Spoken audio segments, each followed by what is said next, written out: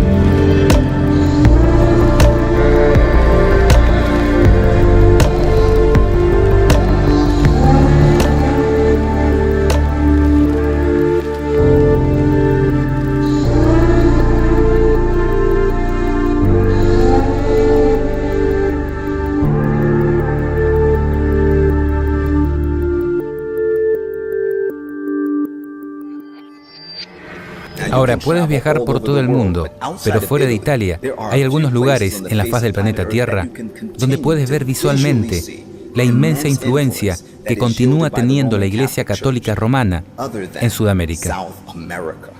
Porque en Sudamérica están algunos de los capítulos más oscuros de la Iglesia Católica Romana que fueron escritos en la historia. Porque en lugares como Lima, Perú, donde estoy parado, por ejemplo, en el año 1570 se estableció la Inquisición peruana, y la función principal de la Inquisición peruana fue perseguir como criminales a los que consideraban herejes por el papado, y en él, 9 de cada 10 casos, los herejes eran simplemente protestantes creyentes en la Biblia. Y lugares como este de las iglesias católicas no fueron simplemente para adoración de los ciudadanos, fueron cámaras de torturas de algunas de las formas más demoníacas de persecución que la humanidad haya visto alguna vez.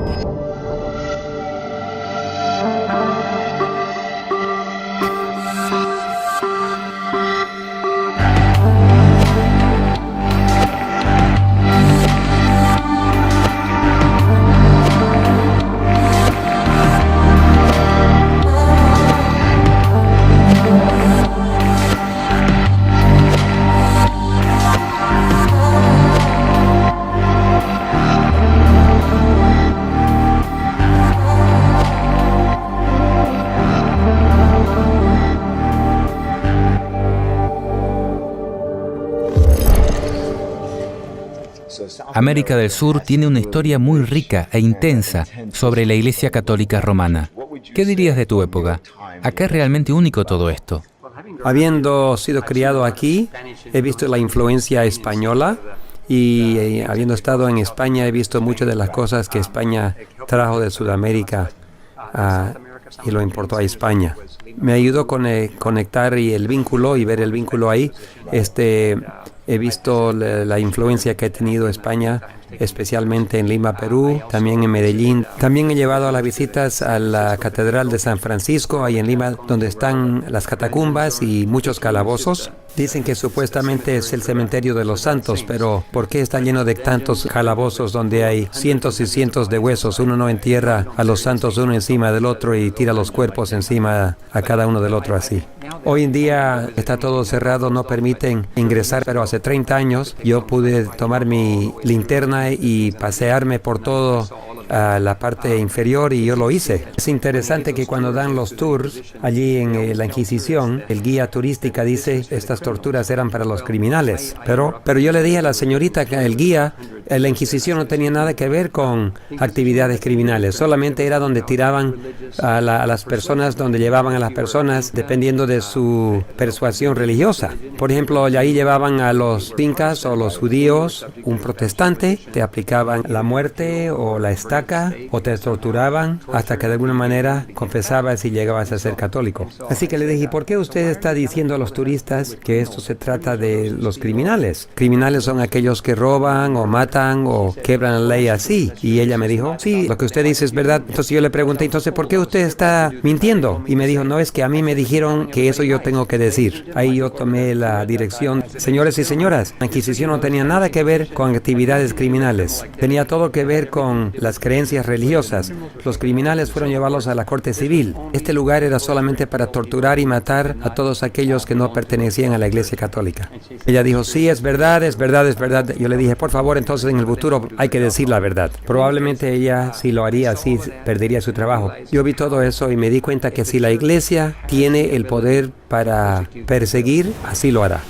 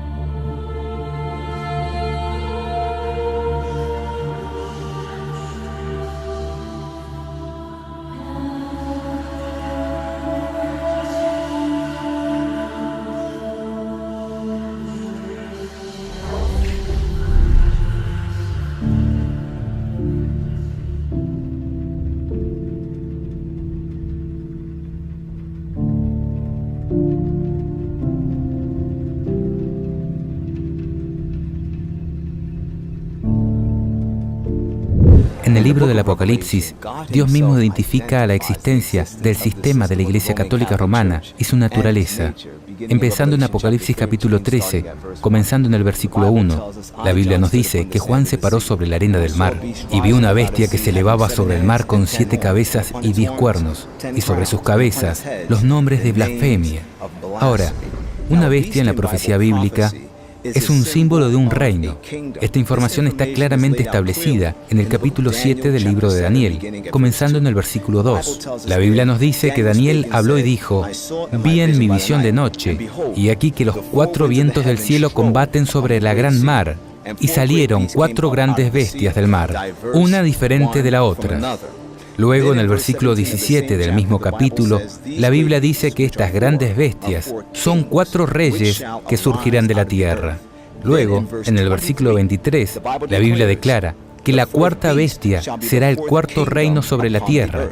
Así es que una bestia en la profecía bíblica simplemente es un reino, diríamos un poder político. En el capítulo 7 de Daniel hay 4 reinos proféticos identificados como bestias que se muestran ante nosotros. El primero es un león. Proféticamente se levantó como un símbolo del reino de Babilonia. El segundo era un oso, que se levantó como un símbolo del reino de los medos y persas. El tercero, un leopardo, que se erguía como símbolo del reino de Grecia, y el cuarto, una bestia espeluznante y terrible, con dientes de hierro, que se erige proféticamente como símbolo de Roma. En Apocalipsis capítulo 13, versículo 1, lo que es particularmente interesante sobre esta profética bestia es lo que la Biblia dice sobre las cabezas de esta bestia, que realmente señala el carácter de este reino, y son los nombres de blasfemias. Damas y caballeros, blasfemia no es una terminología secular que se atribuye al reino de un poder civil. Blasfemia es un término eclesiástico, es algo que se atribuye a un poder religioso y por su autoridad religiosa. Estamos viendo el lenguaje profético, el desarrollo de la Iglesia Católica Romana, liderada por el Papado, que es un sistema que une a la Iglesia y el Estado juntos. Y en la Biblia, la blasfemia se define como dos cosas. La primera, en el libro de Marcos capítulo 2 y verso 7, blasfemia es cuando un hombre profesa que tiene la capacidad de perdonar los pecados de otros hombres. Pero luego, en Juan el capítulo 10 y el verso 33, la blasfemia se define cuando un hombre se declara a sí mismo divino, que él mismo es Dios.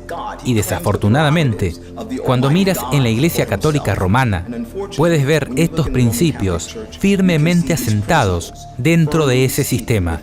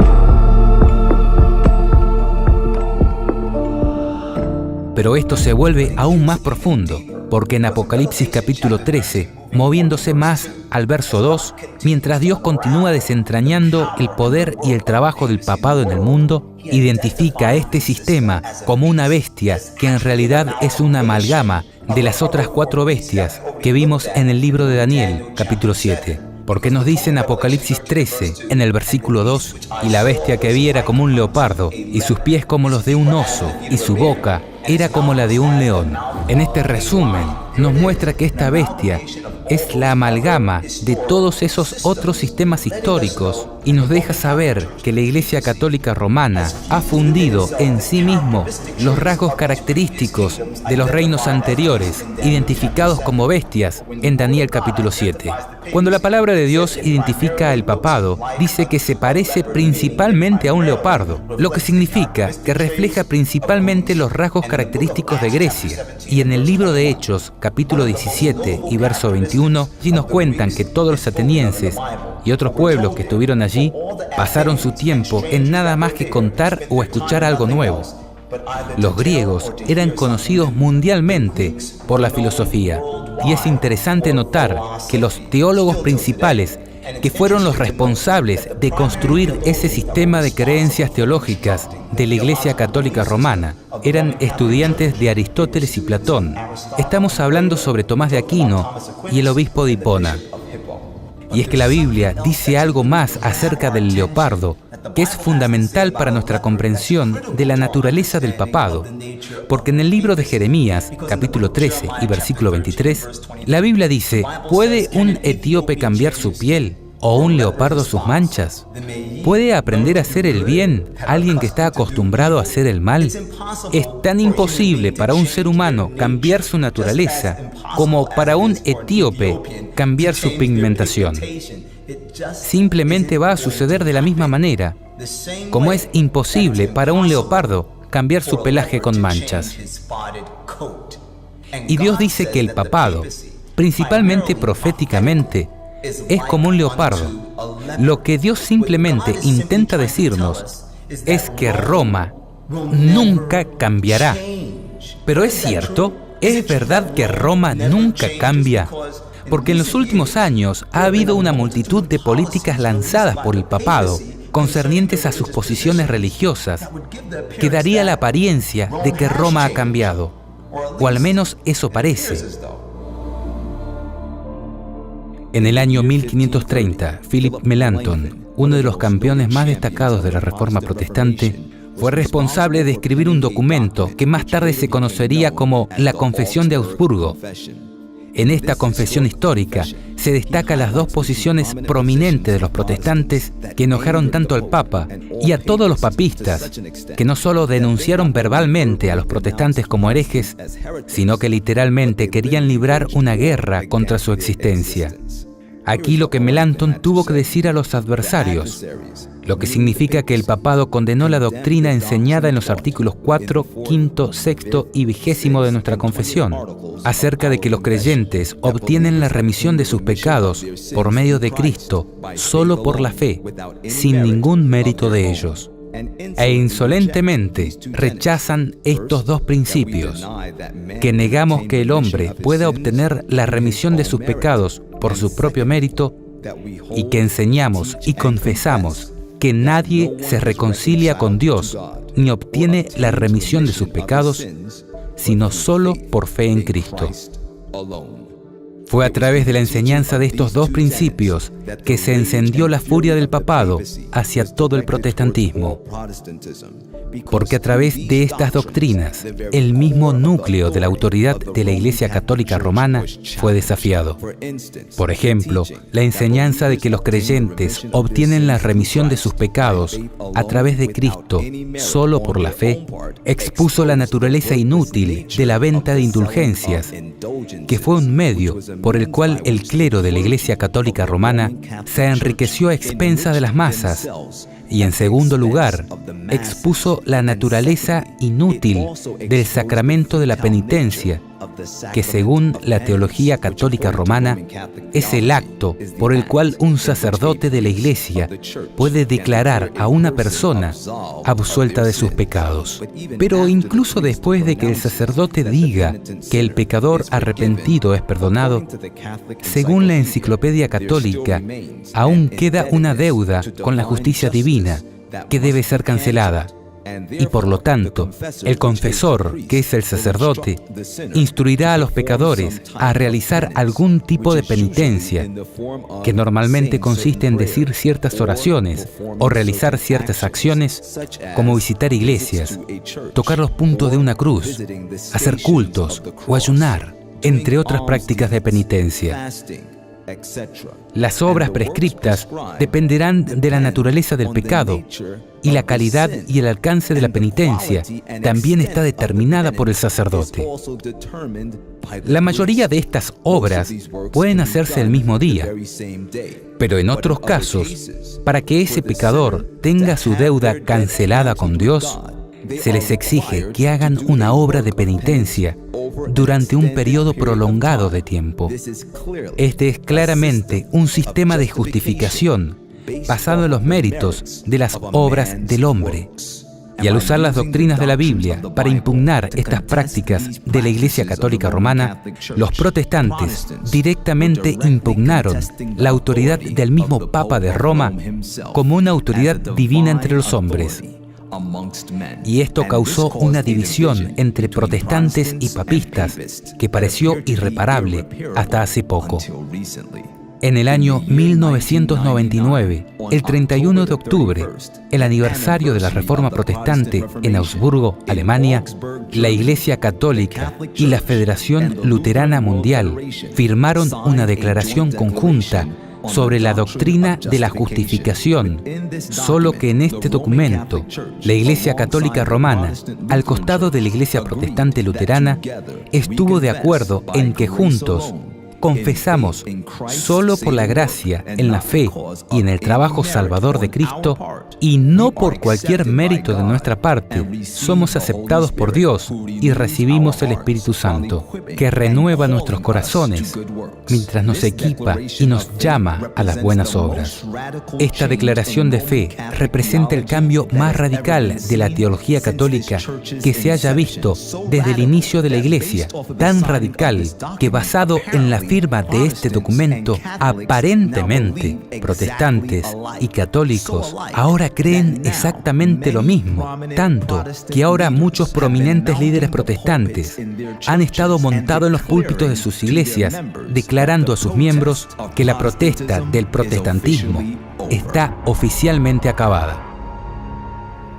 Tienes que admitir, superficialmente al menos, que el papado realmente parece haber evolucionado hacia una nueva especie, como que Roma ha cambiado, ha dado vuelta a la página. Pero la única razón por la que podríamos llegar a esta conclusión es porque no tomamos en consideración un aspecto muy importante de la descripción de este sistema apóstata, que Dios nos ha presentado en el libro de Apocalipsis, capítulo 13 y verso 2.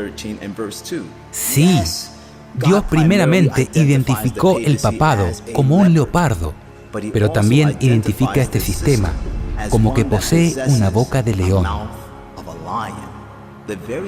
El mismo león que forma la amalgama de este sistema apóstata es el que se nos presentó por primera vez en Daniel, capítulo 7.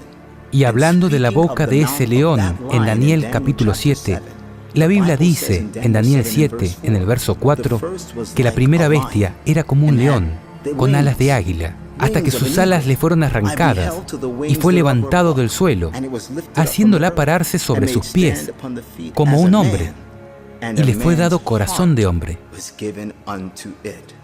Mis amigos, ese león en Daniel 7 posee el corazón de un hombre, y en el libro de Jeremías, capítulo 17 y versículo 9, la Biblia nos dice que el corazón del hombre es engañoso sobre todas las cosas y perversamente malicioso. ¿Quién puede conocerlo? Ningún hombre puede comprender realmente las profundidades de la naturaleza engañosa del sistema satánico, conocido como la Iglesia Católica Romana. Mis amigos, sin importar lo duro que trates de buscarlo, solo Dios mismo puede darnos una idea de la decrépita naturaleza depravada de este sistema satánico, porque Jesús nos dice en el libro de Mateo, capítulo 12 y versículo 34, que de la abundancia del corazón, la boca que habla en el papado siempre dirá cosas floridas, siempre se nos presentará como humilde, mansa y humanitaria. Pero no podemos tan solo mirar lo que el papado dice, tenemos que ver lo que el papado y su papa hacen. El 21 de noviembre de 2016, 7 años después de la firma de la Declaración Conjunta de la Doctrina de la Justificación por católicos y protestantes, el Washington Post informó que el Papa Francisco dio a todos los sacerdotes el permiso para perdonar el grave pecado del aborto. Antes del año de la misericordia, el aborto era una clase de pecados considerados crímenes que requerían una autoridad más alta que la de un sacerdote para poder absolverlo. Una mujer, por ejemplo, tenía que confesar este pecado ante un obispo en vez del sacerdote de su parroquia. Pero el domingo anterior a la publicación de este artículo, el Papa Francisco anunció que cualquier sacerdote católico puede conceder perdón a una mujer que ha tenido un aborto. Por supuesto, esto es un evidente acto de blasfemia, porque en el libro de Marcos, capítulo 2 y versículo 7, la Biblia declara claramente: ¿por qué este hombre habla blasfemias? ¿Quién puede perdonar pecados sino solo Dios? Ahora, este acto de blasfemia es suficiente para desenmascarar la verdadera naturaleza del papado. Pero hay más. Por ejemplo, el 11 de junio de 2007, AP News publicó un artículo titulado «Papa a los sacerdotes nigerianos. Lo despedirán si no obedece». El artículo comienza con la declaración: el Papa Francisco ha establecido un ultimátum amenazando a los sacerdotes nigerianos con perder su trabajo si no me obedece a mí y a su obispo. Él exigió que cada sacerdote de la diócesis le escriba pidiendo perdón y manifieste claramente su total obediencia al Papa. También debe aceptar al obispo elegido por Roma. Si en un mes cada sacerdote no lo hace, se lo suspenderá de manera efectiva en la celebración de los sacramentos y perderá su cargo actual. Esta advertencia del Papa Francisco, este movimiento que realiza el Papa, revela una contradicción atroz entre lo que Roma dice y entre lo que Roma realmente hace. Porque no solo es un acto de blasfemia que un hombre ordene a otros hombres que cedan su conciencia a él en absoluta obediencia, que es un derecho que está reservado para Dios y para Dios solamente. Pero la razón por la que el Papa Francisco amenazó a los sacerdotes nigerianos con el castigo de ser suspendidos de participar en la celebración de los sacramentos es porque en la teología católica, si no participas del sacramento, no puedes ser parte del reino de los cielos. lo que expone el hecho de que aunque la Iglesia Católica firmó una confesión conjunta con los protestantes en 1999, confesando que creen que la salvación es por la fe en Cristo y solamente por la fe en Cristo, en la práctica demuestran que todavía se aferran a la falsedad de que la salvación de Dios se basa en ser aceptado por la llamada Santa Iglesia Romana y por el mismo Papa de Roma.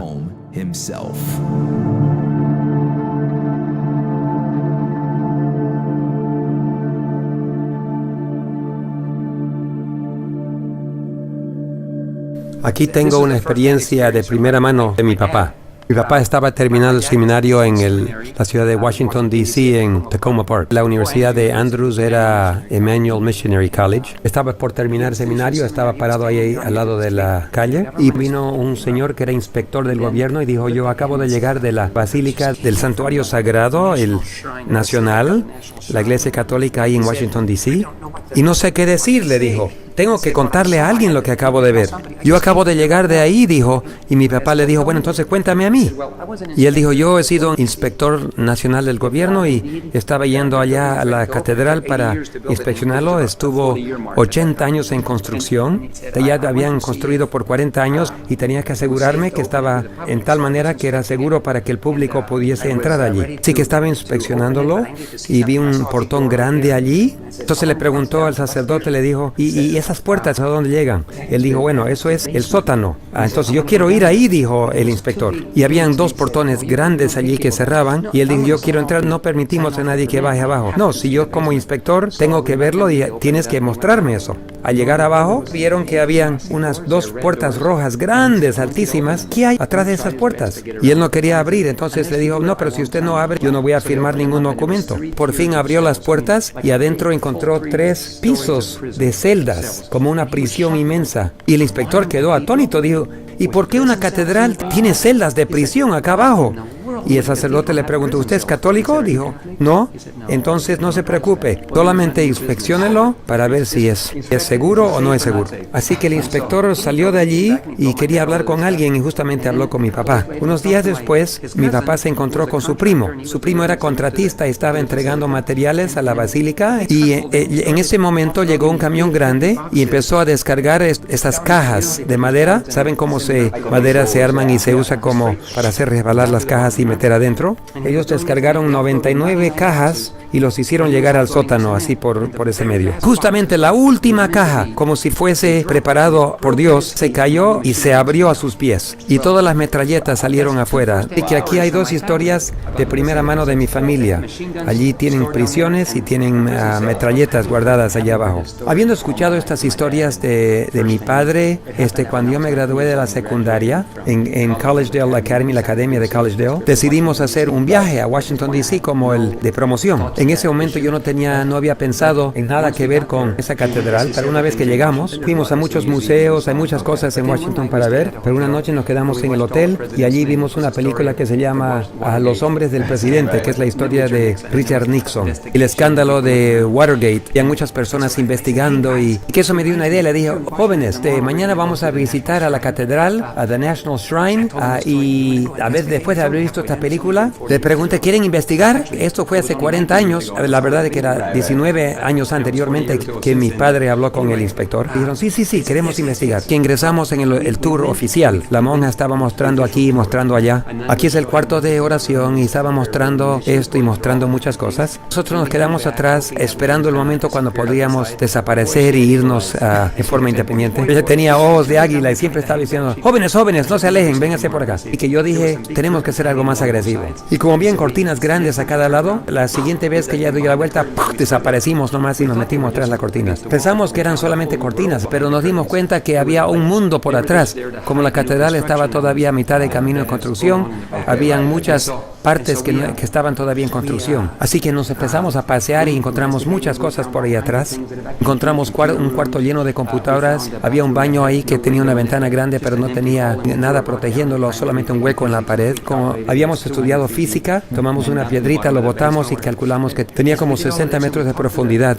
Hablamos con los empleados, ellos que solamente hablaban el español, eran de España, la mayoría eran ilegales, y nos dijeron, obedecemos a la iglesia o nos devuelven a casa, no tenemos alternativa. Entonces, como yo puedo hablar español, yo hablé con ellos y les pregunté de las puertas. Sí, aquí están las puertas, y nos mostraron las puertas. Le preguntamos de las puertas y si habían alguna vez bajado al sótano. No nos permitirían nunca bajar al sótano, dijeron. Solamente el cardenal y los del Vaticano se les permiten bajar por ahí.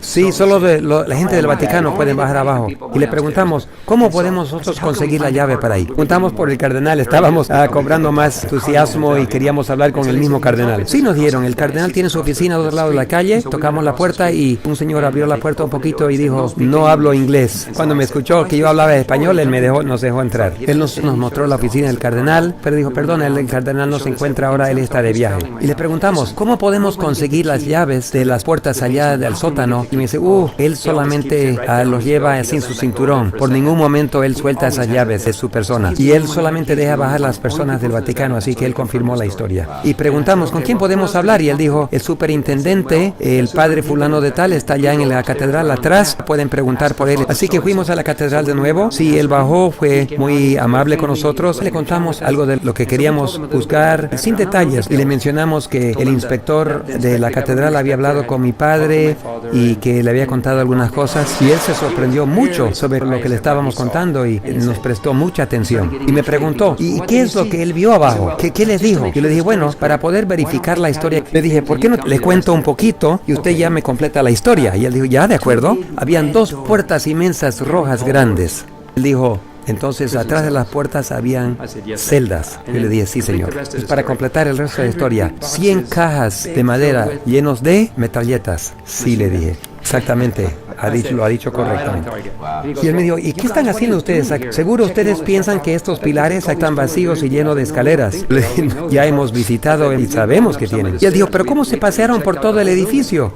¿Cómo es que supieron cómo pasearse? Yo le dije, bueno, hemos hablado con sus trabajadores. Sí, pero me dijo, ellos no hablan inglés. ¿Cómo es que usted habló? No, pero yo hablé español con ellos. Sí, aquí, como tú hablas español, tú hablaste con todos, ¿te entendiste bien? Sí, le dije, fueron muy amigables con nosotros, nos ayudaron. ¿Quiénes son ustedes y de dónde vienen? Me preguntó. Disculpas, tenemos que volver a nuestro autobús. Todo esto fue solamente estupideces de quinceañeros, supongo, pero confirmó todo lo que mi padre me había dicho, porque el padre me ayudó a completar todo y me dijo correctamente lo que mi padre también me había dicho. Pero la gran pregunta es, ¿qué haría una catedral nueva, moderna, construyendo celdas? ¿Y por qué van a tener metralletas? Yo pensé que las iglesias se tratan de Dios, pero la Biblia nos dice en Apocalipsis y todas estas cosas que pasaron anteriormente serán repetidas de nuevo. Y los detalles son confirmados por el conflicto de los siglos, que dentro de estos edificios inmensos se está haciendo planes para repetir de nuevo las persecuciones de las Edades Medias. Así que tienes la creencia de que Roma, digo Roma refiriéndome al sistema, no a las personas en sí, sino a la Iglesia Católica Romana, ¿es la misma entidad que era en la Edad Oscura? Yo definitivamente creo lo que dicen cuando dicen Roma nunca cambia. Que cuando ellos dicen eso, yo he confirmado que sí, ellos no cambian.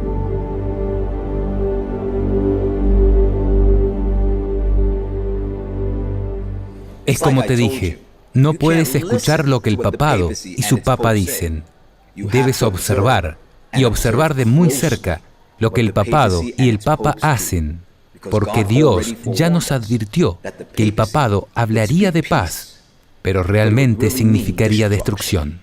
Porque en el libro de Daniel, capítulo 8 y versículo 25, las Escrituras declaran, concerniente al poder papal, y a través de sus políticas causará grandes ruinas, lo que significa que el engaño prosperará en su mano y se engrandecerá en su corazón, y hablando de paz, destruirá a muchos. Este sistema, según la palabra de Dios, desarrollará una multitud de políticas que volverán al mundo muy confortable con su existencia. Políticas que harán que los políticos del mundo se postren ante él a los pies del Papa de Roma. Políticas que harán que los protestantes de nuestro mundo digan, ¿saben qué? La protesta se acabó. Necesitamos unirnos en unión ecuménica. Porque el papado con la Iglesia Católica Romana están cambiando. Pero se están riendo de ti. Se están riendo de todos nosotros. Porque mientras se humillan a sí mismos, tratando de obtener tu lealtad, están buscando engrandecerse en su corazón. Porque mientras los políticos y los protestantes de nuestro mundo intentan unirse una vez más con el papado, ellos están buscando ganar el poder y la autoridad que una vez tuvieron en su posesión durante la Edad Oscura para poder ascender a la cima del mundo. Y a través de todos sus mensajes de paz, serán destruidos miles y millones de nuestro mundo, porque en vez de estar escondidos en Jesucristo en estos últimos días, caerán en los últimos grandes engaños de Satanás. Mis amigos, la única esperanza es creer en la palabra de Dios, sin importar lo que digan los hombres. No importa lo que los hombres puedan hacer. Debemos creer en la palabra de Dios, porque la palabra de Dios es la sustancia de las cosas que se esperan. Es la palabra más segura de la profecía, a la cual hacemos bien en prestar atención, como a una luz que brilla en un lugar oscuro. Dios intenta reconstruirnos. ¿Pero qué está sucediendo dentro de los oscuros rincones del Vaticano? Porque Roma tiene muchas caras, pero el Dios del cielo nunca cambia. Y Jesús dice en el libro de Apocalipsis, capítulo 3, versículo 10, porque has guardado la palabra de mi paciencia. Yo también te guardaré de la hora de la prueba, que vendrá sobre todo el mundo, para probar a todos los que moran sobre la faz de la tierra. Mi esperanza para ti, mi oración por ti, es que mires la palabra de Dios como tu fortaleza ahora mismo, que te enseñe su voluntad en este momento y que te dé poder para estar de pie en la hora de la prueba que está justo delante de nosotros. Porque solo aquellos que estén parados sobre la verdad pasarán la tormenta. Como siempre, este es el precursor. Y te gusta o no, la verdad es la verdad.